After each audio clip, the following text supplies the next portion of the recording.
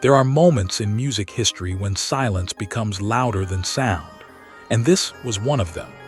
At Dave Mason's memorial service, the world didn't just lose a guitarist or a songwriter. It lost a voice that had quietly shaped decades of rock music without ever demanding the spotlight. And in that quiet hall filled with legends, even the strongest voices struggled to speak. Held in a private, intimate setting, the memorial brought together family members, close friends, and some of the most respected names in music history. The room was simple, respectful, and filled with photographs that traced Dave Mason's journey from a young guitarist in England to a global music figure whose sound crossed generations. Dave Mason, co-founder of Traffic alongside Steve Winwood, had passed away at the age of 79.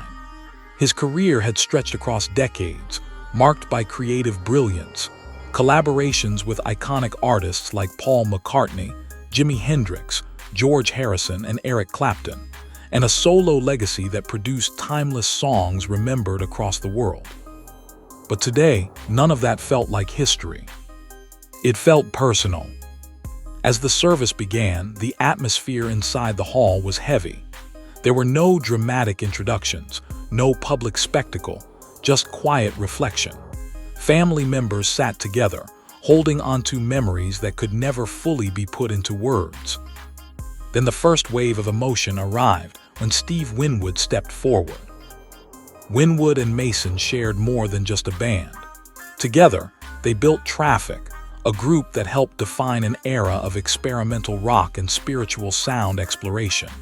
Their connection wasn't just musical, it was deeply creative, sometimes tense, but always meaningful. As Winwood reached the microphone, he paused for a long moment. The silence was immediate and heavy. When he finally spoke, his voice carried emotion that even he seemed surprised by. He reflected on the early days of Traffic, on long writing sessions, and on how Dave Mason would often arrive with fully formed ideas that could shift the direction of an entire track in minutes.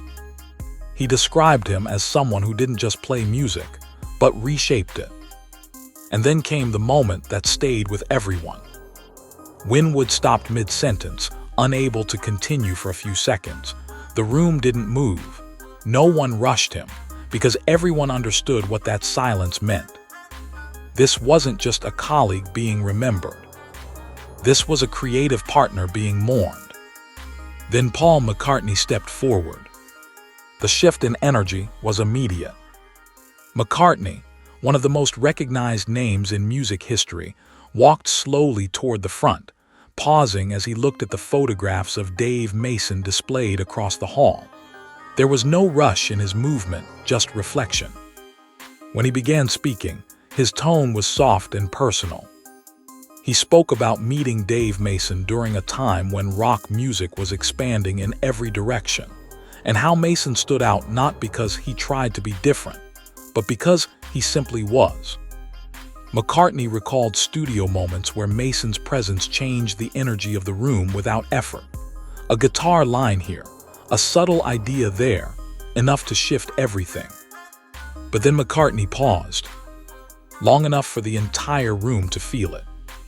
When he continued, his voice carried a deeper emotional weight.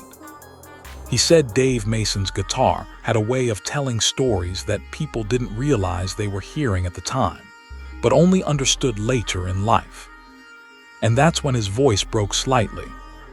For a moment, Paul McCartney didn't feel like a global icon. He felt like a friend saying goodbye. Steve Winwood returned to stand beside him, and the two shared a quiet moment of understanding. No words, no gestures, just recognition of a shared past that only they could fully understand. Because some connections in music don't end when a career does. They end when silence takes over. As the ceremony continued, more tributes were shared.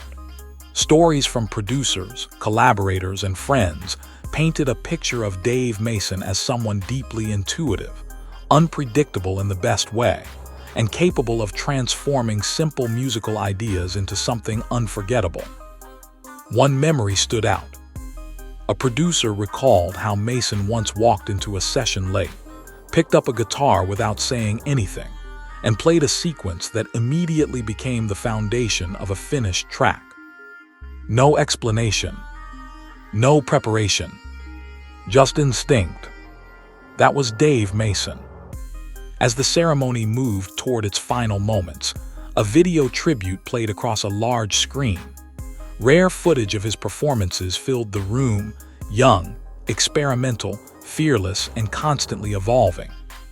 The sound of his guitar echoed through the hall one last time. And that's when the emotional weight finally broke through completely. Steve Winwood turned away, unable to hold back his emotions. Paul McCartney lowered his head, and the room fell into a silence so deep it felt almost sacred.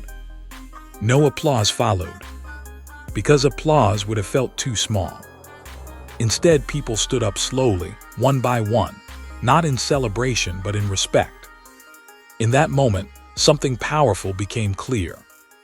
Dave Mason wasn't just remembered for the songs he wrote or the bands he helped shape.